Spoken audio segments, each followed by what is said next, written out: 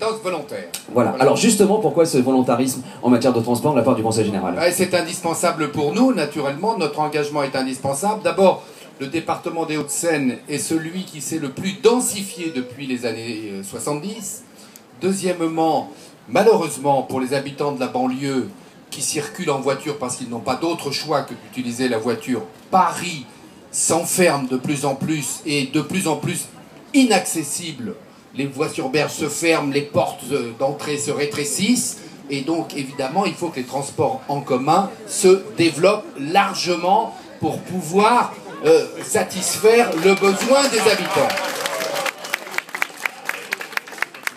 Alors, nous nous engageons fortement, nous avons évidemment apporté une contribution très importante du département volontaire pour que ce tronçon se réalise, mais je veux dire au passage que je regrette, et je vise personne en particulier en disant ça, mais réellement, mais je regrette qu'on y prenne tant de temps.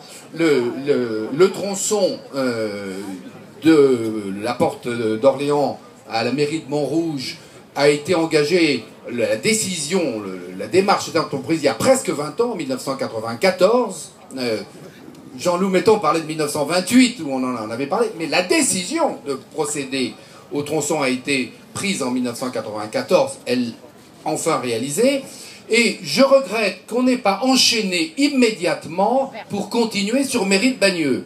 Parce que, évidemment, il y a une interruption, ça coûte plus cher, et le résultat, c'est que ça coûte plus cher.